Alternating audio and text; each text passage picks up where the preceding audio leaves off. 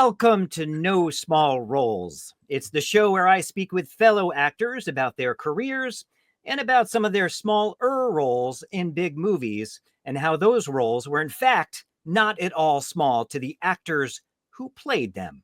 Now, today's guest for our very second episode is the incredible Naheem Garcia. Naheem, welcome to the show. Thank you. Everybody knows you from so many projects: R.I.P.D., Black Mass, Joy, The Purge election year, Daddy's Home 2, The Equalizer 2, Free Guy, Hocus Pocus 2, Spirited, I Want to Dance with Somebody, this little known film called The Holdovers. That one, what is it? The Holdovers. I don't think did I see that? Did I? I don't remember. Giamatti. I don't know. It's like a Italian name, I guess. A gentleman, a guy. Oh, that's the Holdovers. Paul Giamatti. That's his name. Paul. Yeah, Giamatti. yeah. And the director was famous. I think the director's famous. Yeah, I don't know. Did he? I think he's one of those famous guys that won a couple of big awards. Alexander Ouch. Oh no, Payne. No. But there, it's Payne. Yeah, Payne. Like ow, ouch. Alexander Payne. And a couple other things like Madam Web and Challengers and many other projects. Welcome. Thank you for joining us. Thank you for having me. Now, before we begin, very important question. I asked this of Celeste last week. Grilled cheese with or without tomato? With tomato. Always? As much as I can. All right. Would one question in addition to that, would you eat a grilled cheese if there were no tomato? Probably not, because I'm allergic to cheese. Oh, shoot. So maybe you just eat a grilled cheese without cheese, or just be a grilled tomato? Maybe with Swiss cheese. I don't know. I could eat Swiss cheese. Does Swiss cheese not count as cheese? Well, it does, but you see, certain cheese has enzymes that are affected to your day. You know, it makes it hard for gluten folks and stuff like that. Okay. The cheddar and Swiss cheese don't seem to have the same effect on folks like me. And what are those? Should I ask, what are those effects? The people that need to be dairy and gluten free. Yeah. And some of those effects are, you spend a lot of time speaking to the Lord, if you know what I mean. Oh, amen. Yeah. Okay. A lot of private time in a private room. Okay. A lot of porcelain. Praying. A lot of porcelain. A lot of praying. a lot of Lord. Oh, God. You know, those kind of things. So when this doesn't happen and you're not praying in this specific room, why are you an actor? Why do you do this? How did you end up here? Well, all right, let's see how this goes.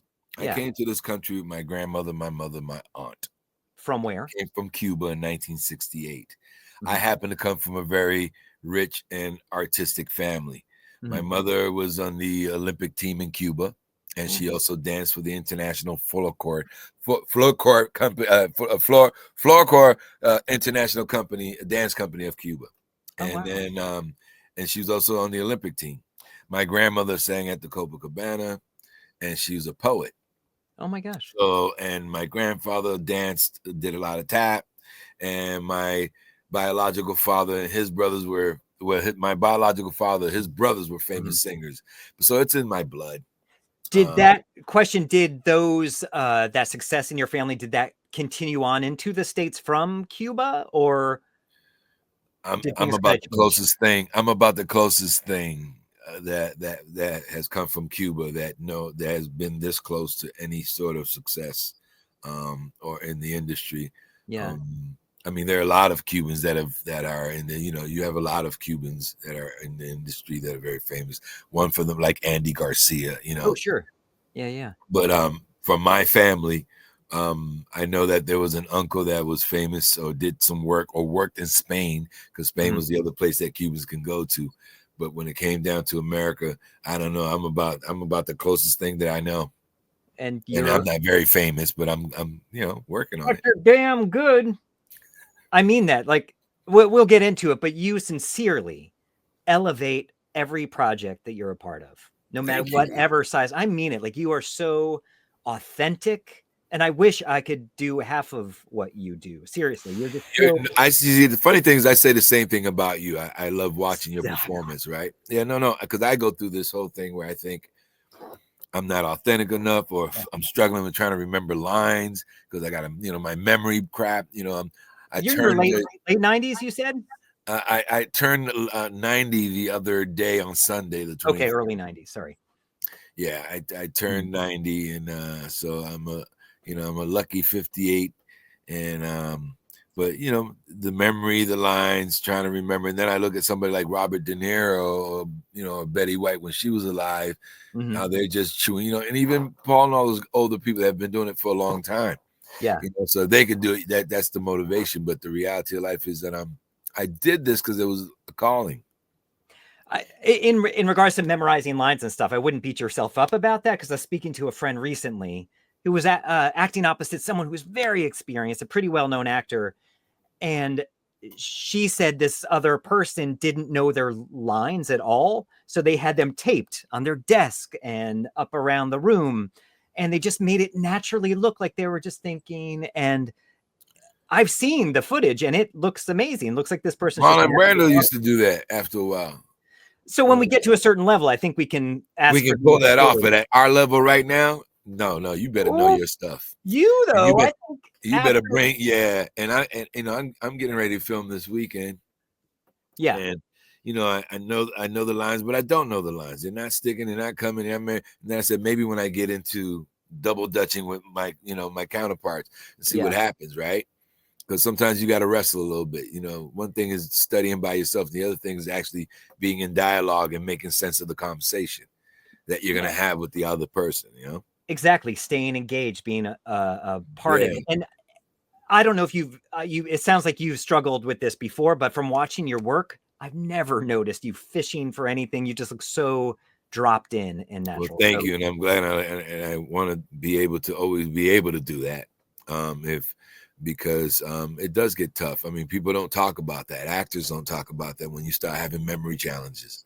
You just can't remember it all the time. Well, something's not clicking. So when I teach about things, that I try to be my best student. So in theater, we do blocking that helps trigger the line. And film is the same thing. You got to have, you now got that camera, that's your audience, and you got to figure out what movement you need to do to trigger the next line to help you understand it. Like if I got to do something physical to help me remember what I'm talking about, then I'll do it. Now let the director tell me if it's too much or too little, not enough, or, ease up a little bit, or maybe drop your hands or whatever they need me to do, right? Yeah. Did you start in theater or? Theater is my background. I am a theater. Yep. Stage is my game. My grandmother was taught theater at Brighton High School. And so I did a lot of plays on the side with her, and a lot of plays in church. And then as I was moving along, outside of my grandmother doing theater and teaching me theater, I started working with a Dr. Elaine Corey in Boston Youth Theater. And and at the same time I was going to high school, I was going to Madison Park High School, and there was this theater teacher. The only place where I felt safe and comfortable was theater. Other than that, I was skipping classes. So I would go to theater class, or I would cut to go to theater class or choir class, and they'll leave me alone and let me stay because they knew I was somewhere and not somewhere I wasn't supposed to be. At the same time, I started dancing. I was a break dancer with a group called the Unique Dominoes. Do you still do it? Not as much as I want. My body hurts too much. But I am part of the origin of the hip hop scene in Boston. I'm in the archives. You'll see it. I'm in the hip hop archives. Yeah. So the Unique Dominoes, my friend Wyatt Jackson, who was the president, him and my brother Mike Kim and my friend Marlon Grimes, they said, Wyatt took us to Boston Youth Theater, and we put breakdancing to a lot of plays at Boston. So at the peak of breakdancing to these plays, and then I started to really get into the musical theater stuff, and somewhere along the line, studying with these different directors, I ended up with New African Company, studying with Jim Spruill and Linda Patton Spruill, and they educated me more academically in the theater scene. At the same time, I was working with Black Folks Theater with Lois Roach, and Judy Braha later on, and it just list goes on. I started working at the Huntington Theater Company, which you're the real deal. You're the real deal. I I mean, like, I didn't go to college to study this stuff. You know, I studied this stuff hands on. I Yeah. studied with, with a lot of theater companies and I studied under certain directors, and then I started teaching in Boston Youth Theater. They sent us out to teach, and then I got the teaching bug. But I didn't want to teach. I come from a family of teachers. My grandmother and my aunt were both teachers. My mother my mother's a theologist. So I didn't want to do it, and I actually dropped out of high school. And when I dropped out of high school, I started touring with my breakdance group all over New England, and that's how I got into Boston Youth Theater. And what was funny about dropping out of high school, my mother said when I dropped out of high school, now mind you, I'm Cuban. I'm an immigrant. I am a first generation immigrant. My mother is here, my grandmother's here, my aunt's here. They're struggling to get their education. So my mother did a deal with me. She said, if I could do the GED, you could do the GED. So she takes the GED. Yeah. And then 4 masters and 3 doctorates later, that's what she did. Oh, wow. My mother did that. Meanwhile, my aunt went from nursing school, graduating at BU, to becoming a school teacher, because my grandmother at 40-something years old, coming in from Cuba, got her master's degree, and they ended up teaching in Boston. Were they not drawn towards the arts? They were drawn. Well, my grandmother taught theater arts in school. Okay. My aunt, she had other ambitions. My aunt's just very smart, an incredibly smart woman. My mom was one of those young people that was very, very smart as well. And when they came here to America, whatever the transition needed to happen, there was a promise of a said uncle from Spain that said, if but the thing was, leave me and take me instead of your son, my son, so you can come to America, so you can give me your connections. So that never happened. She did a little bit of modeling, but my mother got into theology. She got into church, and she became a minister. Wow. So the 4 masters and the 3 doctorates are in theology. My aunt has a master's in education. My grandmother had a master's in education. These are overachievers, Black, beautiful Cuban women that came here and did the job. And I was young man, first generation, pretty much alone, because all my, my siblings and cousins, when they were born later, I had distance between them. Sure. So the only thing I had left was my crew, my breakdance crew. That was my family in the world of hip hop, and a few other friends. And so even though I was in the world and in the streets and everything else, there was always a artistic street element to it. We should tell people that you and I met from breakdancing. We used to breakdance together a lot. I remember those head spins you used to do were amazing. I think that's why I have a bald spot right here. Well, I didn't want to say anything. I'm glad you did. That's all right. They can't see it. Can they see but that's how we know each other, and I'm proud to be your breakdance. Meeting you is and will always be one of the most precious golden moments of my life, and I'm so glad you became my friend. And out of a reference, I don't know who referred me to you, but I got a hold of you, and you put my first reel together. And then you just did all kind of beautiful things, like refer me to agents and stuff. And it's because you're so incredibly talented. And I was seeing just always so kind. I'm like, why is this guy can't be this kind? No, and you are. You're genuinely that kind. No, stop. No, I don't want to just. I mean it sincerely. To see your talents not being fully utilized is torture, because My mother used to say that. My mother said it would be a sin if the world didn't get to see your talent. And sometimes I don't feel like I'm talented enough. I really do, because I had to go about it differently. Do you agree, and not to interrupt you, but do you agree that it's a good idea to constantly be learning in this business? Or have to. You have to. You have to. You always have to be your first best student. You can't just be the actor. You have to, I sometimes had to stop and say, I'm constantly teaching people how to do this stuff. I need to stop and take some of my own advice, because there's always something new. Yeah. I mean, I've been struggling with trying to be this character, because I'm a method actor. And now in studying the lines. Are you method? Yeah. So are you in character right now? Well, at least in the outer shell, this look is somewhat close to what he's going to be looking at, except without the glasses. Oh, okay. Looking a little more dingy and tired. This is somebody who's kind of lost it after 20 years. Somebody who's lost something very precious due to something that they might even feel it's their responsibility or their accident. And they're a brilliant mind, but you wouldn't know it, because they're walking around drunk, high, looking ungroomed. So yeah, there's a little bit of that. I You spent a look lot of time good. doing that. I was working on this movie called The Judge, and we were backstage. We had a moment, we had a break, and we got to use the restroom. And I'll use his name. Actor Jeremy Strong was there, who's gone on to be quite big, and he was waiting for the restroom in front of us. And I was just like, wow, you're doing an amazing job. And I didn't realize he was a method actor. He just replied. His character was on the spectrum, I believe. And he replied in character. And he was just like, thank you, thank you. And I was like, Yeah, oh, I mean, okay. It was I interesting. yeah, I have yet to complete the full character breakdown until I get into my environment, see who I'm playing off of, because I Yeah. don't want to go in one way. But at the same time, you make adjustments. You make Mhm. adjustments. I feel like I could be so much more in my acting, and I'm pushing for it because, but like I said, this is something that I'm talking about, new, and it's really new. And you're probably the first show that I'm really openly speaking about this. Is memory challenges that a lot of actors have. Sure. And it's really a concern because that's your money. You Yeah. can't remember, you can't work. Yeah. And a lot of us have these issues. I have people in my family that suffer from. My grandmother died; she had Alzheimer's. Oh, geez. I hear a You lot about know, that now. yeah, and people don't understand that. We have to pay attention to it. People, no, don't wish that. Don't think about it. No, you have to, No, of because course. just like mental health and everything else, we have to talk about it. Alzheimer's is hereditary. It can pass on. I do feel like the work we do, though, in a sense, is stretching our brains, whether we are struggling to memorize Yes. the lines or not. I mean, because self-taping is excellent exercise. It's hard because I can't act if I don't have the lines in my head. But sometimes it is hard when you have 2 days or a day to get that audition in. Is that a difficulty for you? I struggle because, especially if it's a mouthy piece. Sure. Oh yeah. It Doctor requires a dialogue. lot of. It requires a lot of. I mean, I also have other.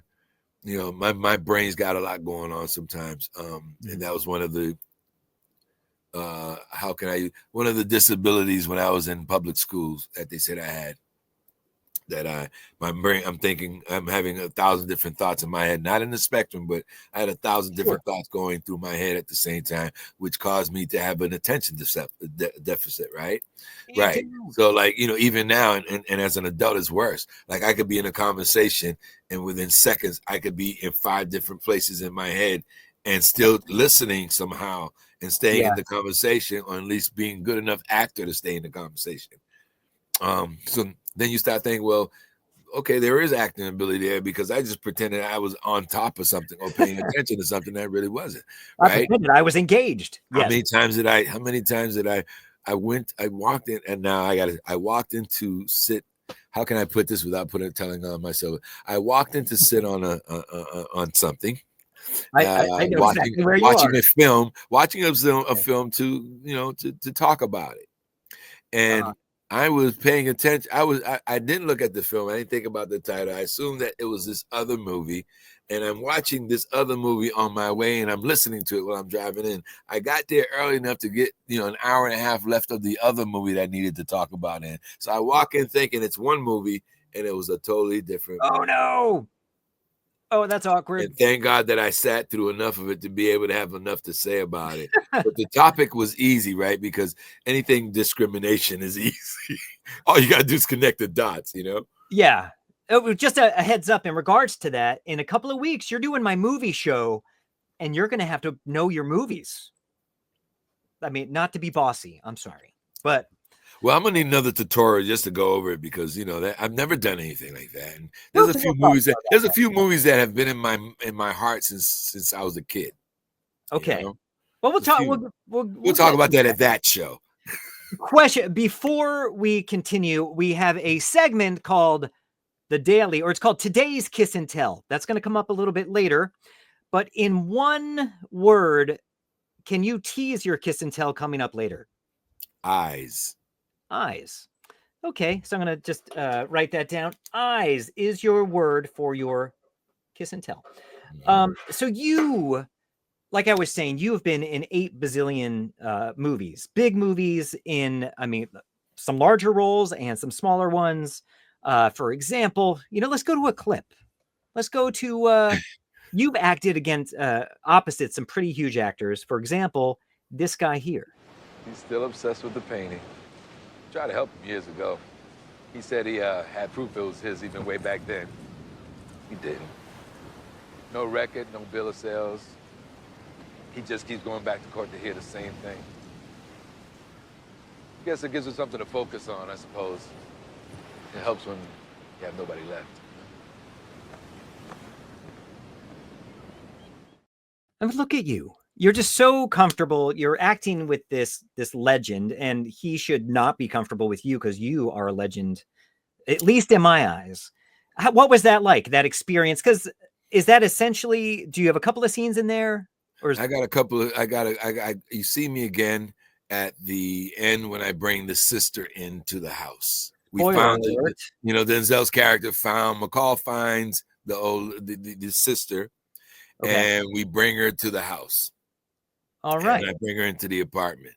And well, there's two. I talked to him first, and I'm trying to tell him that I didn't know. I'm sorry. And he says, what? And I'll be back. And then I go back and I bring the sister. So officially, it might be 3 times you see me.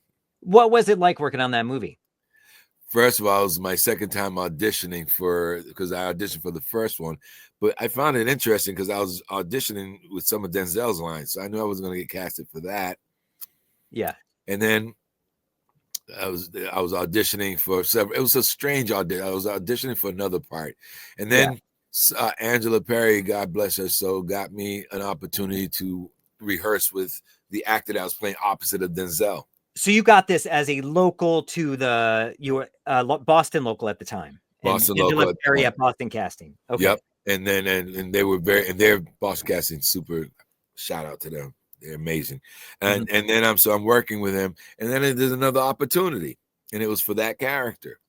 And I didn't think I did so well, but they called me back. And now my second audition, I'm here with the producers. Antoine is sitting in front of me. Yeah. I do. And I got to say, I think it was the first time in my life and that I noticed. I'm not going to say it's the first time in my life it's ever happened, but it's the first time in my life I noticed that he was rooting for me. Antoine Fuqua. Yeah, he was rooting for me. Like, he's doing the audition. He's like, come on, get it right because I want to cast you because they want to put somebody else. He had that. This is the conversation. This does not happen. This is just eye-to-eye communication. And when I did it and nailed it, he was like, yeah, thank you for not failing. And I think a lot of that might have to do with the opportunities that are presented to local actors, and especially local actors of color. Yeah, that's great. I mean, you deserved that opportunity and the job. I think it's also important to say that casting and the directors, producers, they want us to do a great job. They're rooting for us, our side. They're rooting for us. I mean, Angela, Lisa, that whole crew, they're always, every casting director, they're rooting for us, right? But what was nice is that, and what was really amazing, that he was in my bucket list. Like one day I've always wanted, like I did my Morgan Freeman, I did a movie with him, right? And then Denzel, that was wild. What was the Morgan Freeman movie? Maiden Heist. Oh, wait a minute. We have a scene from that with a different actor. Another. So Morgan Freeman's a legend, but this other actor's a legend. And I got is this the clip? I think this is it. And you are? I work for the museum. Do you have paperwork? Nobody said anything about paperwork. Well then, you don't get no crate. That's Christopher Walken. Wait a minute. I was getting ready to say, so I had Morgan Freeman, God, the King of New York, Christopher, and Marsha Gray, and William H. Macy. Like, this is the group. Marsha Gay Harden? Is that who it was? She and I was getting our hair done every morning. She was great. She was great. So now here's the funny part about this movie. Yeah. So we're doing this movie. I'm there like a few days. I'm waiting around. Chris and I having a conversation. One of the PAs come up and say, Chris, I want you to hear how this went. Chris, Mr. Freeman wants you. And he's in the middle of mid-conversation. And he got up like mom called him. Right? So Chris, wait, Morgan wants me? Now he can call him Morgan, but everybody else is saying Mr. Freeman. Everybody talks. He is not Morgan, he is Mr. Freeman. Really? The only ones that were calling him Morgan was maybe Chris and a few other but he is Mr. Freeman. Did you Okay, so speaking with Mr. Freeman, did you? I don't know. Did you have scenes with him as well? They were yes and no. The scene with me and Chris, him and Marsha were outside waiting in a van. Okay. But so the heist is they're waiting for the coast to be clear to come in and get the package. Did you speak with Mr. Freeman at all though behind the scenes? I spoke to Mr. Freeman very, very briefly. How you doing, Mr. Freeman? How you doing today? Thank you for being in a movie, and he walks away.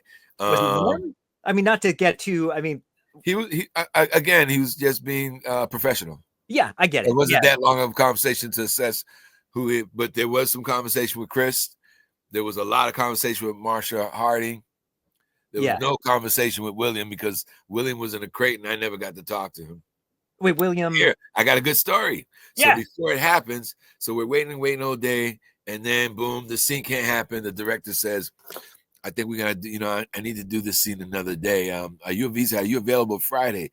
And I worked for the Huntington Theater Company, which I still do, in the education department.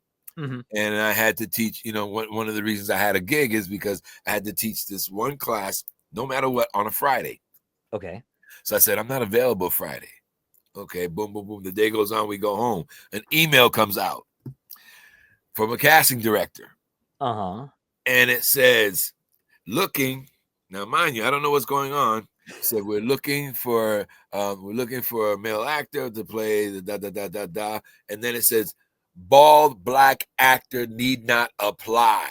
What? Now, so no, because not because there's nothing racist about it. It's just they already had that. But the way it communicated to me was because I told the director I couldn't make it on Friday. I thought I got fired. Oh, shoot. And I'm depressed. And my God, I should have said. And then I called the casting agent, because I was like, what do I do? Let me call the cast. I said, Wait, just pause for 1 second. This is for any actors that are watching. Calling the casting director is not something we normally get to do in any other local other than Boston. Boston is unique that way. We have a personal connection, but anywhere else, it's like unheard of. But continue. So I called the casting director to inquire. I said, I know that, that they fired me. And she said, no, they love you. Oh, you're great. We were just looking at setting up. We're getting ready to call you. Now, 4 days, almost a week went by. I haven't heard nothing. So I'm thinking I'm fired. This email's got me messed up. I'm like, oh my God, I disappointed the casting director. Because he said, no, they love you. They was just trying to figure out how to schedule in. And we're getting ready to send you something. Boom, boom, boom. And I did it, and I had a great experience. And it was that great scene with Christopher. And Christopher Walken said to me, he says, what? You're going to do great in this movie. He did say that to me. And I was like, wow. He did. And at that point, I thought I was going to be famous. Well, first of all, I'm sorry that you went through the stress of thinking you lost it. But in a sense, that makes me happy. Because we all of us actors go through that thing. Like, we're always like, oh no, it's been a day. We haven't heard anything. And oh, it's me. And like right now, the business is in a really bad place. There's so few opportunities. And a lot of my actor friends are like, oh yeah, I don't know. I should give up. And maybe I need to switch agents or blah, blah, blah. And it's the business. It is not you. Like people don't understand. This is because I teach. If I'm not acting, I teach. In one of the classes, we do a lot of mental health conversation. Yeah. How do you take rejection? Mm-hmm. How do you deal with going to 4 or 5 different auditions, getting called back for a couple of them, and not cutting the grease? How do you start feeling about yourself? What did you start telling yourself? People are like, you got to get out of it. It's in your head. No, you can't tell me that because I'm in it. You're not. Yes. It's my situation that I'm dealing with, not yours. Mm-hmm. and I'm the one feeling that I'm not making or nailing it. I'm the one feeling like I'm not like you start questioning yourself. That's all the time. That's real. And people think, you're doing so like everybody thinks I'm doing all of these movies. I'm like, no, just as many movies as you see me in, I got twice as more that I've been rejected from or not even bothered from. Exactly. Most of the films that I've been in, I mean, let's just be honest, you've been in those films with your own scene, and a few others. So, people like, you're doing so well. There's a group of us that are doing so well. We seem to be part of the groups that keep in the same movie to one capacity or the other, right? It doesn't matter whether you got one word or you're being seen. There's a group that's always riding this nice wave that was happening here in Boston. Now you're right. Here's an example of one of those smaller roles where you literally say like 1-2 words. You have like 3 scenes, I believe, or maybe 2 or 3. But this, like, people look at this and like, oh, were you the guy that did the thing? And you're like, yeah, well, I did the audition to do the thing, and I acted with this really big thing, and there was a choreography to this role. But here's an example of what I'm talking about. That's why they call them comfort zones. They're so damn comfortable. Oh, Joe! Oh, Mondays, am I right, Joe? You said it, guy. Yeah. Thanks, guy. Like, that's a huge movie with huge actors. That's obviously not you smashing through the window, which that would have been, was it? Maybe it Shout out to the stuntman. Shout out to the stuntman, because I complained about that. I wanted to do the stunt myself. Oh, that'd be so I fun. could do it. I could do it. I could do it. And then, no, you're not gonna do it. No, you're not doing it. Sean Levy was no, you're not gonna do it. That would have hurt. They're bringing the cat, the stuntman. That would have hurt a lot. I think his name is Kevin. Okay. I might be wrong. I apologize, Mr. Stunt Person, if you're not. I'll look it up, make sure I remember your name from here on. But I think it was Kevin, and he had just come from doing a movie where he jumped 8 stories. Bam! Woo. This guy, he's fearless. He does this thing. He said, "You don't want to." He says to me, "You don't want to do this stunt." I said, "Why?" He said, "First of all, the glass that kind of glass is chips, so it's gonna cut." And what he didn't tell me is there was no mat. He jumped out and landed like he flew. He flew like at least 6-7 feet and landed on cement. And he did it twice. And when he got up, hands cut, back of his neck, I was like, "Oh, I'll take the credit." How do you audition for, like, I've had some auditions for that as well. It's hard when you just say, "Hey, guy," like, how do you audition for that? Well, again, you gotta, like I said, an actor has 4 instruments, right? Mm-hmm.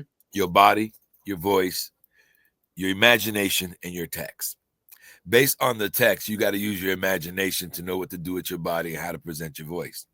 So at any given time, and let's just say the real deal is, does the director like your voice enough to say, "I like that voice"?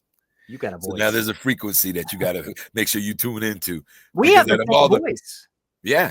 We sound like twins. Well, we're really twins. But don't tell everybody, because they're going to know. I mean, we have the same mother agent. It's true. We do. She's wonderful. Yeah, shout out to Lisa. Shout out to Double L. Yeah. Lisa Lax, great person. But it's like I say, you got to peel the onion, even if it's one line or one word. You got to think about where is it coming from, why is it coming from, and what is the tone and frequency of that one word. Yeah. Or that one phrase. You said it, Joe, and they didn't like it. He said, "Well, put it in your mouth later," because I wasn't nailing it. And I'm like, "I don't understand." I'm saying, "You said it, Joe." No, it's got a sound. He was looking for a certain sound. This is during the shot. In the audition, they were, everything. There were more lines to be said. They did a lot of cutting. Sure. I have other friends that were in it that are not in it anymore, which we've all been through. Again, just one of those things. We all get cut. I've been cut so many times. And I've been a little lucky. I've been a little lucky. As a matter of fact, I was lucky enough that my friends were all principal for a Visa commercial, and the Visa commercial cut everything up front except me, and got this much of me. They were out, and I got residuals. But yay! I'm glad you did. When I did one of the Jeremy Strong, when I was on Judge 2. I was on that for a few weeks. I had this great scene opposite Robert Downey Jr. We went back and forth, and I was just like exhilarated. I'm like, this is going to be it. This is going to help me so much having that footage. Movie comes out. Oh no, we had reshoots at Warner Brothers, and I saw the director David Dobkin, and I was like, "Hey, how's the movie looking? We all still in there?" He's like, "Yeah, you're all still in there." Movie comes out. Everyone else but me, I'm gone. They've cut scenes. Even in in Holdovers, those scenes cut a lot, dialogue and stuff cut, and a lot of stuff movie? that I did. What movie that I know? Equalizer had some cuts. I know a movie I did, Joy. And Joy, those 2 pages. I want to talk about that. Joy, those 2 pages worth of dialogue. That is okay. So, and we only ended up with that three lines out of 2 pages worth of dialogue. You were a cop in that, right? You come into the... I was a cop. It was Chef Ray. He was the other cop. I need to ask you, because interesting person. Yeah. Very creative, very artistic. I had an audition for that, and it was the most insane callback audition with him. You probably had that too. Where it was. Well, he remembered me the second time from the first movie. He remembered me the second time. He said, "I auditioned you before." I said, "Yes, sir, you have." Okay. Did you go in with a group of people when you had your callback with him? I went in. No, I always got called back with my dear friend who's no longer with us, Johnny Hudson. And Lonnie Farmer, and it was always the three of us. And there was one more. I can't remember his name, but we always had the callbacks for him for Derek those few times. But it's the filming part that's interesting with him, because while you're filming, I had I memorized these 2 pages of dice, and then Ray said, "No, you got another whole page of dialogue." I said, "Oh my God!" So I'm over there spending the whole day memorizing this shit. Yeah, he's saying, "Say this line." Say that line. Yes. Say that line. All right, boom. And I'm saying it, and then it ends up in the movies. They don't hear him saying all this, and I'm like, he's improvising. I mean, this is how, and he's done this with several movies, and this guy walked away with a couple of Oscars. Yeah, so he's brilliant in that sense, but it can throw you off, and he throws fits. He went off. I've heard. Like don't piss him off. Don't disrupt his groove. Don't do something that's going to he will raise his voice. Everyone knows this, so this isn't necessarily dirt. That my callback with him was insane. He's just like, say fuck again. Okay, right. Say 3 times in a row. It's like, okay, fuck. Right. Yeah, he's David was interesting. I think he was brilliant. I think it was interesting atmosphere, but like he would change his mind right there. But here's a cute one. So we're in the car, and we're bringing Jennifer. We're doing all this arrest. Jennifer Lawrence, right? Lawrence. We put her in the back of the car, and we try to say cut, and they make us turn the car back around. We do the scene again, and cut. Jennifer said, "Nah, just keep going." Jennifer said, "Nah, keep going." I'm in the passenger side, Dre's driving. He's like, "Yeah." She said, "Just keep going." He drives. They're gonna cut. Her security guy starts to run. The only thing that saved us was when we said. She said, no, that was my fault. I told him to keep going to give you a hard time. And the AD said, you did that to me in the last movie, huh? He's just like, yeah, don't do that. Right? Wow. And we're sitting there saying, we say cut, but what are we supposed to tell Jennifer? She's looking at us like, I know, guys, go ahead. Right? Right, because we were going to fight. They would get right there. Man. She was coming, and he was coming right behind her, and Jennifer... Thank you, Jennifer Lawrence. She stopped. Said, no. That was my fault. I told them to keep going, just to give you all a hard time. And the security guy was like, don't do that. Because he said, I said, we wanted to stop, but she said, no, I know. She's pulling. He said, because I was getting ready to chase that car. This guy was 6 foot something. He was handsome. He looked, I said, you sure you're not an actor? He was a model? He's gorgeous. Guy, block Thor, looking like me. I think he was on he was on the keys getting ready to run. Wow. I wonder if he's one of those guys that there's a story, but I don't know if it's fact, so I'm not going to say it. Not to jump in on your, because this is, I want to ask you questions, but just because we're talking David O. Russell, I loved his movie, Flirting with Disaster, a million years ago. I was a big fan of his, 3 Kings. So I'm like, I didn't book a job, but on American Hustle was that audition I had where he's like, yeah, fuck. I did some extra work. No shame in extra work. It's just not for me, but I did it that day. Right. Everyone was so tense on set. And this was in Worcester, Massachusetts. People were crying. And I played this valet where I had to open a door for Jennifer Lawrence. And no one knew exactly what David O. Russell wanted. And I'm like, do I open it now? But I was afraid not to open it at the right time. And so it was so unclear, people bawling behind the scenes. And so I reached for the door and she's like, open it. It was just the crazy. Right. I mean, because because you don't know at any given time, you don't want this man to flip on you. Because you've seen him do it. I'm standing way far away, waiting to do my scene. And he's, I'm like, oh man, yeah, that's intense. Oh, this guy, boom. I mean, there's a couple of directors who they're incredible directors. I've done a couple of movies with the same director, and their movies are blockbuster hits for life and infinite. But the on set could be a bit intense. Yeah, it's a bit intense. Hocus Pocus was like that. I was like, oh, really? It's it's Anna's the best. The director, she's brilliant. Yeah. I would work for her anytime, anywhere, anytime. But it just seemed like everybody else was in pins and needles. I mean, she's giving me one. Wait a minute. She's giving me one direction, and Bette Midler's giving me another. I'm like, well, the director said, well, you gotta, and I'm listening like, okay, now I got Bette Midler saying shit to me, and the director's telling me what to do. And this is what I'm saying, where you got the hero or the superstar actor on set telling you one thing, and the director gave you another, and then then you wonder who you gotta listen to. Now you know you're supposed to listen to the director, but now this actor's got a problem, and now you get, now you got a problem because the actor got a problem, and you get yourself fired. There's been many times where I'm sitting in the middle. I got Bet saying one thing, I got Ann saying the other thing. You know what I mean? It's like, okay. And these actors are often the producers of these projects who are sort of the bosses of the director. So it's like, I don't want that. Right, but then you're getting pulled because now you're becoming this toy for them to beat up on, and that's not okay. No, that's not really okay. Stressful. Right. Well, there's one movie that we keep on hedging at, and speaking of directors, I was in this one movie for literally 3 seconds. My end credits on the screen longer, but one of the nicest directors I've worked with, and I'm sure you could say the same, and you worked a lot more on it, is from this film. I'm going to go to a clip, if you don't mind. I have a few clips, but this is clip number 1, and you had quite a huge role. This is not a small role in any way. But Danny, I didn't get you anything. You got me that beautiful smile. Man, what you do for this, like, the movie's beautiful, but what you do and what you bring to that movie, I mean it, you really augment everything you're in. It's really beautiful work. What was this experience to you? Alexander Payne auditioned me, and now, mind you, I never find out who the directors are until I'm casted, right?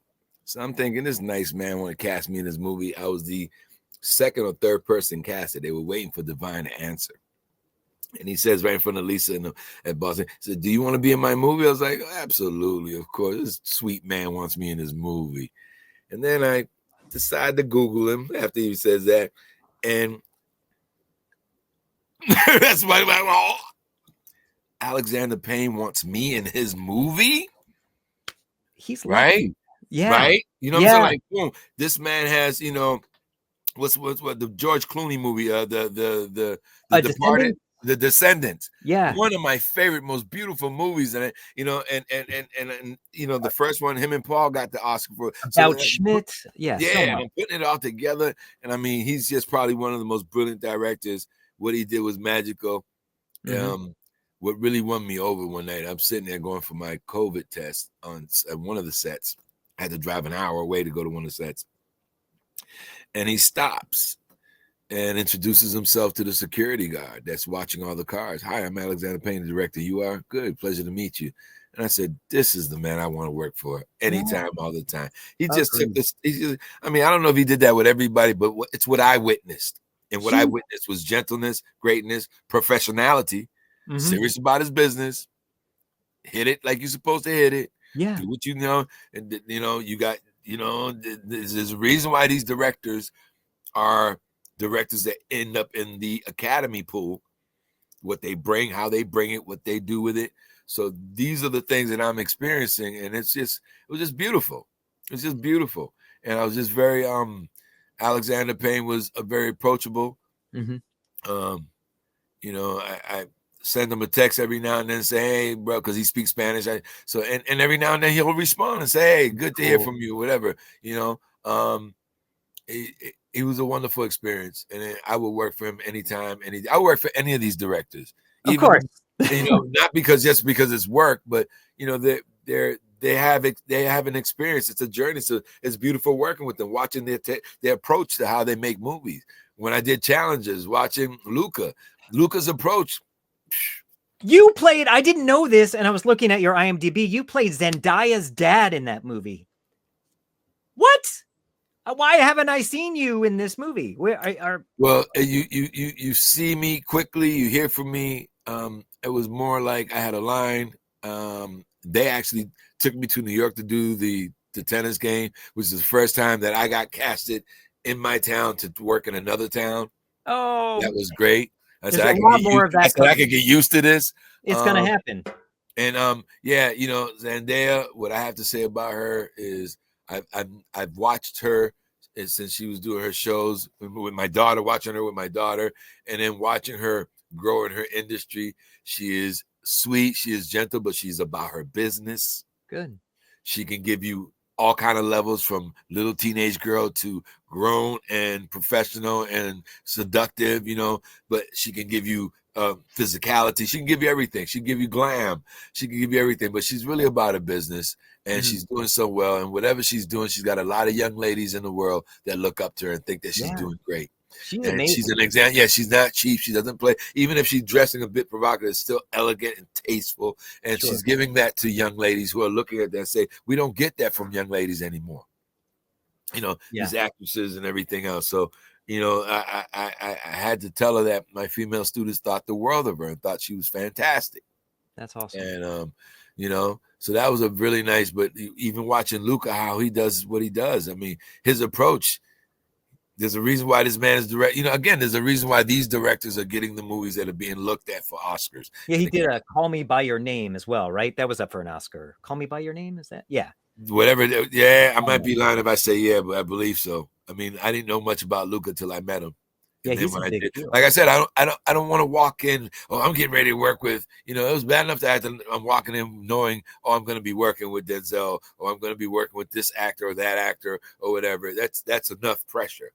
Then when you find out who the director is and you make a connection, like once I heard it was Alexander Payne, I said, okay, this movie's going to end up in the pool. That's the part that excites me I'm like, oh, that's cool that actor's in it, but it's the filmmakers. It's when the directors are big. The filmmaker and the actor combination, I knew it already. I said, that movie's going to end up in the pool.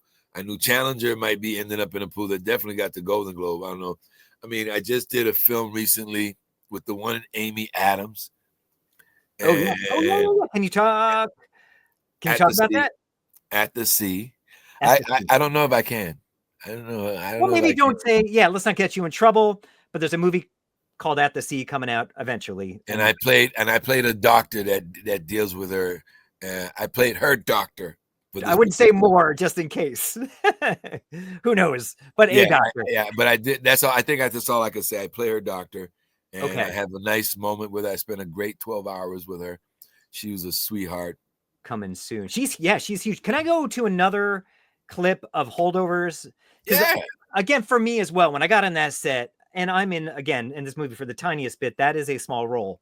But he just, with everyone, he was just like, Ian, welcome to the set. Welcome to my movie. And he's like in front of everyone in the middle of a scene. And he's just so warm.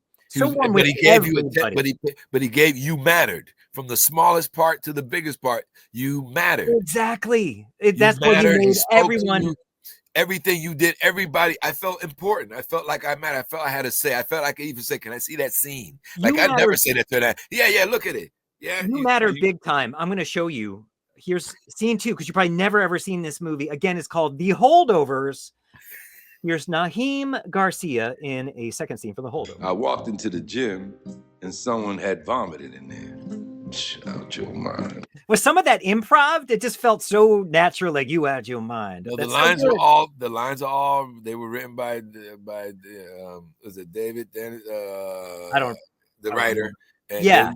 But the way it was, the performance was just, that was all instinctive. It's so good. Yeah, it's like, okay, y'all did this shit. You gonna try to tell me you didn't? Well, guess what? Here, you take the bucket, you take the mop. And you out your mind, and there was more dialogue that was said that was real funny. She said, "I see how y'all," and she was swearing at them. "Oh, I see how y'all doing it." I said, "They out there, mind." I said, "You got some grits?" I said, "Yeah, some in there are good." And this is why we're walking back to the kitchen. She was fun. She was a hard shell to break at the beginning, because she was very, who are you? What do you want? What are your intentions? Yeah. But she told me, she says, when we were talking about working from stage to, because she's a stage actress, you go from stage to film. She said, there's no difference. That camera now becomes the artist that you're performing to. And we had those kind of conversations. Paul the same way. We had very good conversations. Carrie Preston, who's now got that big show, Ebby. Oh yeah. Yes. Ebby. I forget the name of it. Yeah. I'm sorry, Carrie. I'll get it together. What is that called? Elsa. No. Elsby. Elsbeth. Elsbeth. Yes. Woo! See what we did? We worked hard to remember it because we wanted to give our our colleagues some shout outs. I'm going to play one more clip from that movie just because I've spent so much time on it and because you're so amazing in it and it's such a great movie. I promise, the very last clip. I don't mean to take your whole day. You're in this movie more, but this is the third clip from the movie. Go. Danny, where do you stand on indoor fireworks? About as far away as I can. That's very wise. It's beautiful. And that was a wrap. And it was a wrap that day. That was was that the end? Did they film in order? No. Okay. But that we went back to, I mean, what was real fun about that? We filmed right behind my neighborhood where I grew up. Oh, cool.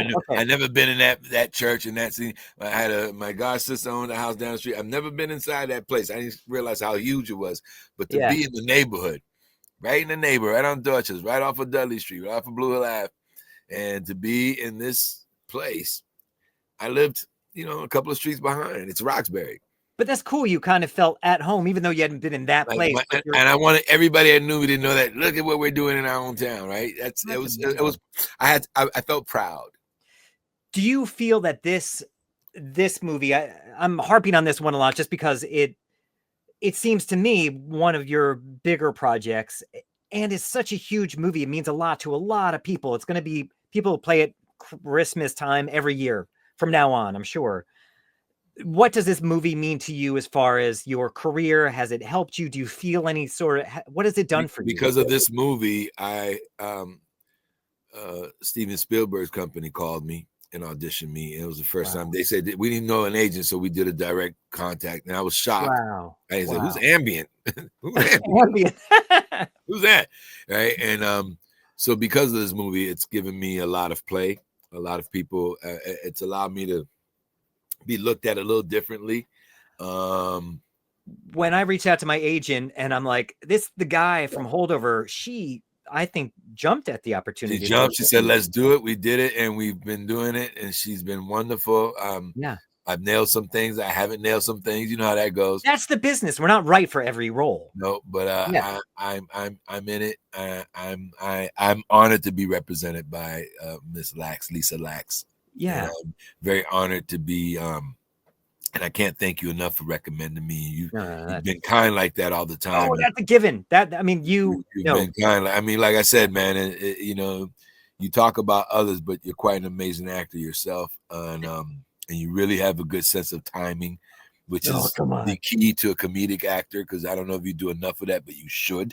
Oh, I'm always playing very serious people. I don't get to play funny. You do very good playing a serious doctor, or but brother, you got to do some comedy. I would love to. We hang out in a lot of circles. We work with a lot of important people. We're in a part of a lot of important projects. Like I said, there's a group of us that keep moving together, and but just hanging out with you, just watching how your comedic timing is, it's like I can be annoying.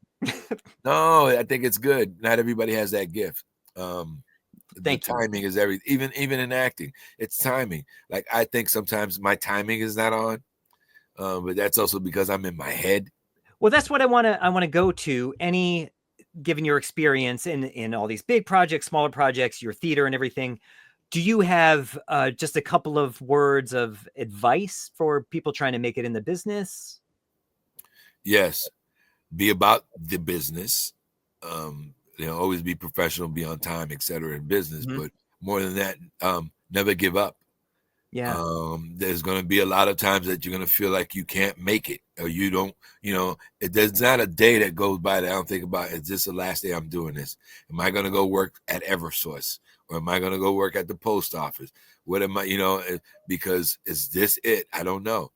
I'm not nailing it. Just believe that you have worked very hard to get where you are. You have the ability to do it. And if nothing else, you're not just doing it for yourself. You're doing it to make sure somebody else never forgets to feel like you do. And, pave the way. It is our job, because somebody's got to come up behind us. We got to make it easier for them to keep working from home. And I'm very happy that the industry in Boston has done well. Right now, the industry nationwide, even globally, but I think nationwide is in a tough place. Really, we have a lot of Yeah, we have a lot of important people that have left. We have, Marvel Comics is in Europe. They're gone. They're doing their stuff out of Europe now. And if you notice, they're starting to bring in different superheroes from that side of the world now.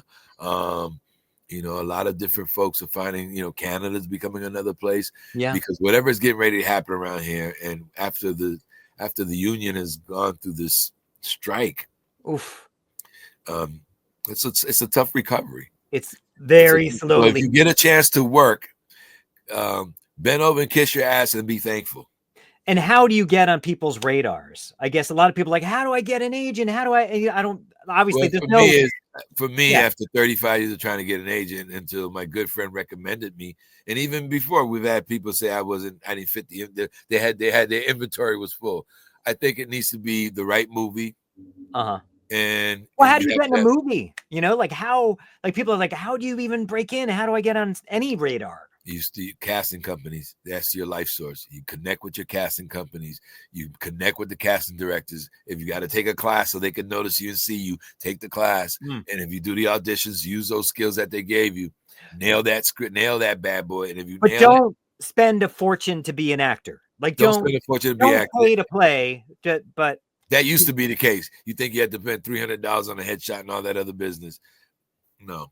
I mean, you need your materials, your reel. You need your material. You need good stuff, and you need your reel. But you got to have everything in place.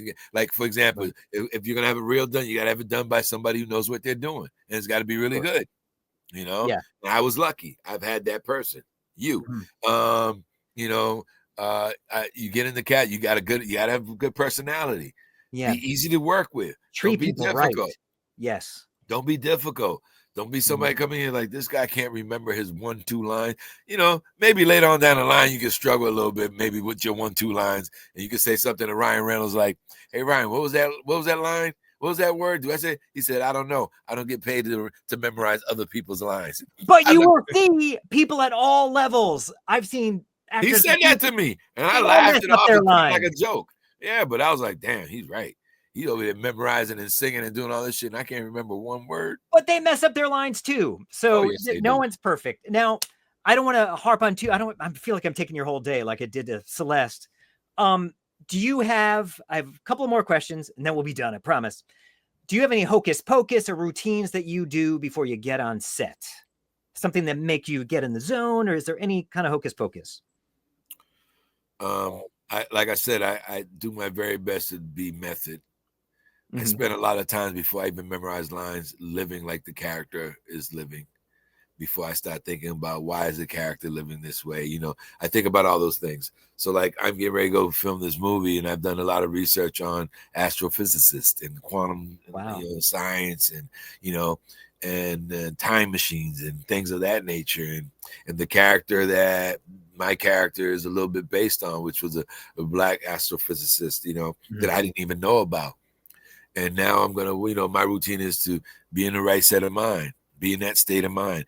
And I'm looking forward to having a week on set where this is all I could think about. I don't have to worry about nothing else. I could be this character all the way. I don't know if I have a routine. I probably do. I have certain things I like to say to myself before, like I just want to have a good time. I have to say that before I go on set. I just want to have a good time, and I want them to have a good time with me. I just want to cheese.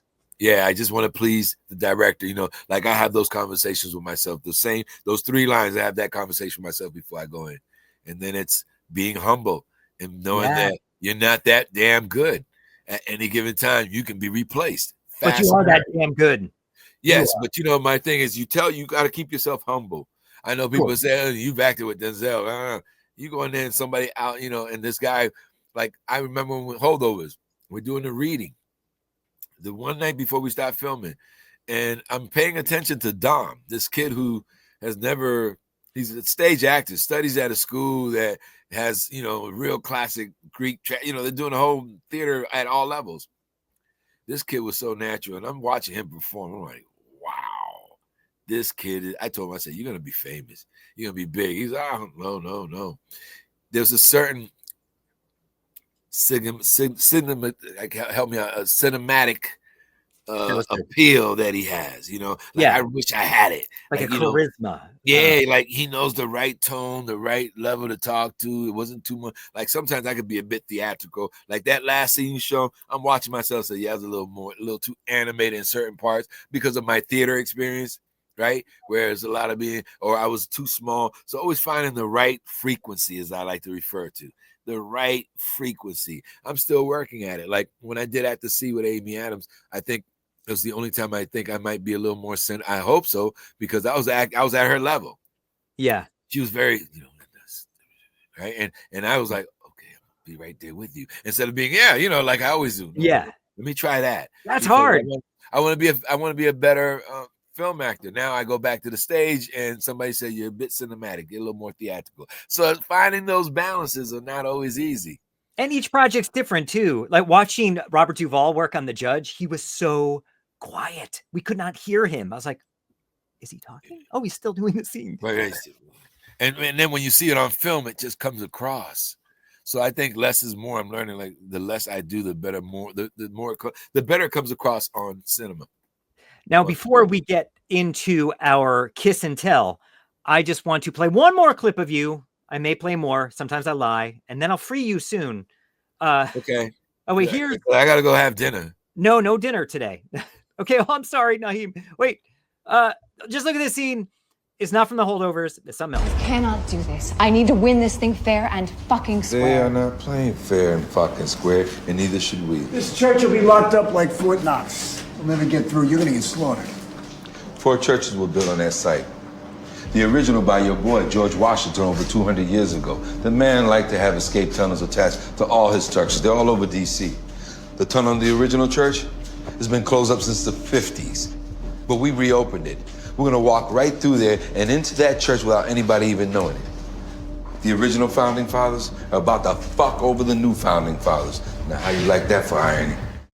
That guy's so good. You're so amazing. Now, into the kiss and tell. Let me bring up our little thingy. So today's kiss and tell is brought to you by the YouTube show, The Ejectables. And his word was eyes. Here's Naheem's kiss and tell. So I'm doing this movie, The Heat. and we're all on set, and me and another colleague, we start to notice that a lot of people have green eyes. All these green eye people. You got green eyes too? You got green eyes. Right. So it's like, we're like, wait a minute. Because and the conversation was just really looking at somebody's eyes, paying attention. Like when you really look at somebody, and we started noticing a lot of people with green eyes. So Melissa McCarthy walks in with Sandra Bullock. I say, hello, Sandra Bullock. She remembers me for the past film. She was always very kind. And then I look at Melissa and I said, what was that past film? I did 27 Dresses with her. Okay. And I mean, the not 27, the Proposal. Oh, okay. Oh, yeah, that was my wife. And then I looked at it. I said, oh, Melissa got green eyes too, and everything. And then she stopped and got real serious. She took her chair, moved it behind us or behind me, and took Sandra's chair, moved it behind me, and took the other actor's chair that was in the scene and put it behind me, and kind of separated herself from us immediately, like she was offended. And I was like, what was that all about? And the other actor said, yeah, I know that was strange. Like, what was that all about? So I didn't know. And then, but wait a minute, then I see her at the casting party, and she was the sweetest thing in the world. Oh, good. Okay, so maybe she was focused in that moment. I don't know. It was just strange. Yeah. You got green eyes. I didn't say your mother's ain't shit. I didn't say nothing like that. I said, you got green eyes. Wow. Oh, you too got green eyes. Right. And it was fascinating because everybody seemed to have green eyes. That's a big insult. Did you say I had green eyes? I'm kidding. I mean, you could get hurt these days for that. But I thought she was a little stinky with me unnecessarily. Yeah, that's not cool. I agree. Made me feel a little like I didn't know what that was about. Yeah, because it's basically I think she was nice when she saw me at the party because I said hello and she was kind, but I don't think she remembered who I was. Yeah. No, it's just like you're going to someone else's house for Thanksgiving dinner. You don't know the people at the dinner, but they know everyone else. They need to treat you as that guest, even though no matter how big your role is, just treat people. Now that last scene you showed in the movie you just Purge. Purge. Now I was going in there concerned because Frank Gallo was just He was dominant. That little man is very dominant personality. Yeah. And Liza, I think she's from The Bear, the Spanish woman. She's married to David Salas. I think I want to say that. Or Okay. I'll find her. But the woman that we just saw in that scene? No, the woman that was in the show The Bear. Oh, okay. Oh, yeah. Yeah. I'm looking at her now. She's just wonderful. She was very kind and very supportive. She pulled me to the side and she looked at me in my eyes and she said, "You got casted to do this part because of your own merit. Do not go in there and blow this opportunity, and don't be intimidated by that man." So it was quite obvious that I was intimidating the scene. It was my scene and he was dominated. So that's why when he said they're gonna blow you away, and I looked at him and that whole look about 2 churches up there, that was my confidence hat. That was me like, I'm gonna own this scene. And so I give her love. And the other was a friend of mine who was auditioning for the same part, and I got casted. He says, "I was watching, and you know what got you that scene?" He said, "You so light and fluffy, and you had no care in the world. You didn't care if you got casted or not. And that's what got you the appeal. That's what you need to bring to the scene." So those 2 people said something to me, and I went in there, and thus that's what you got. That's one reason why I played the scene. You hold that scene. It's just the comfort you have there, and just the movement and everything. Just beautiful work as usual. But I don't like seeing myself. It took me a while to get comfortable with watching myself in that and the Holdovers, because I was like, of course you judge. You know what was in your mind at the time, which other people don't see. So it's kind of hard to separate that. Now, do you have? I'm going to let you go. I'm so sorry to keep on holding you around. Do you have a cherished moment you want to mention, or a dream role that you would like to do, or dream co-star, dream director? And then we'll leave it at that. I don't know. I would love to perform across Andy Garcia in a very big movie, just because he's always been my Cuban hero. I'm Cuban, so to have an actor like him, any of the directors, any of the big directors, I just want to do some good work. But yeah, my dream role. I don't know if I have a dream role. I don't know. I know that I don't want to play the stereotype all the time. Yeah, it'd be I like the fact that I get to play a doctor or a lawyer, but I wouldn't mind playing a judge. That would be cool. I feel like you've broken the stereotype. I don't think I've seen you in a stereotypical role. Right. Yeah, I don't know. I always like playing the very positive father role. I like playing positive male role models, especially Black or Hispanic male role models. I think as a teacher, it's important to me because I want young people, my private life might be a mess, but in public, I definitely want to present powerful images for young men to look at and young women to look at. Yeah.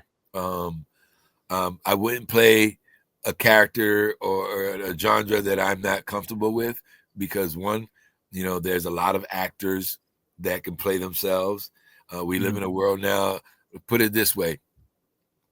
Somebody said, "Would you play somebody gay?" I said, "Yes," but I wouldn't play them because I don't need to, because we have enough LGBTQ plus actors that can play themselves. I said, "What do you mean?" Sure. I said, "It's just like blackface.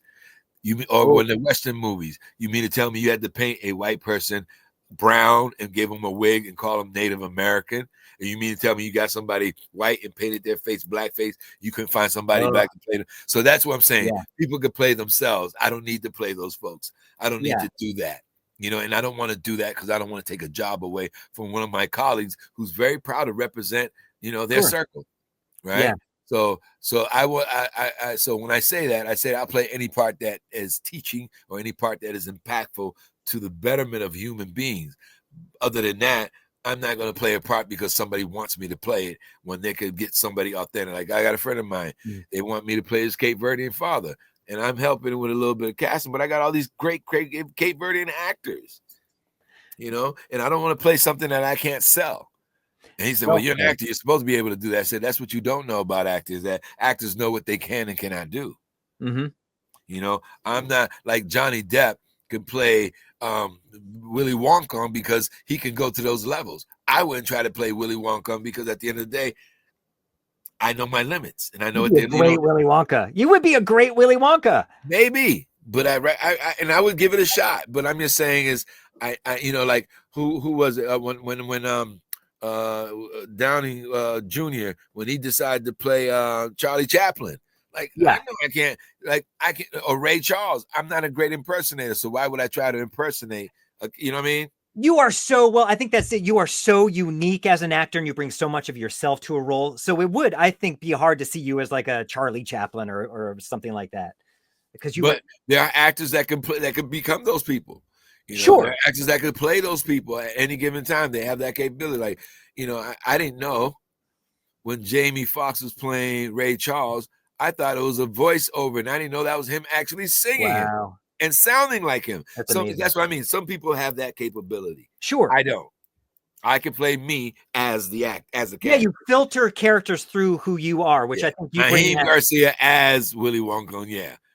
but to be the Willy Wonka, like if I had to play Willy Wonka, I'm thinking about the two actors that I seen played it to the max. But then again, you're right. I would bring my own flavor to it. So you're right. I could play it. Yep. Yeah. And Johnny Depp is no Gene Wilder. I said it. No, Johnny Depp is no Gene Wilder. He's Johnny Depp, and Naheem Garcia is none of those guys, but I'm Naheem Garcia. You know, just like, you know, they're Ian Lyons. We all bring what we bring to the table. So I stand to be corrected. I can play any of those roles. I would just bring my flavor versus. But I think what you were saying in regards to some of with the war on DEI happening right now in our government, it's nice to hear what you had to say, and I couldn't agree more.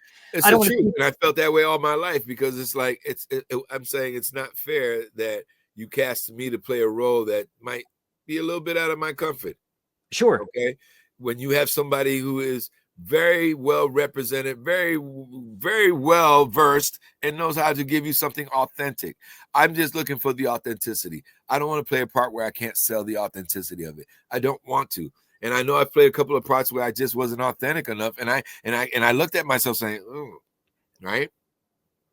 But it's authenticity that defines you. So I'll let you go at this point. You should go eat some dinner. Don't eat some cheese. But thank you so much for your time. Please, everyone, go check out Naheem. You can see his credits on IMDb. Look for him on a stage near you. Definitely a screen and some movie with Amy Adams that we don't know too much about. And we shouldn't talk about. It's called At the Sea. You can Sea, because it's an IMDb Pro. It's in post. Okay, so they get ready. It's getting ready to happen.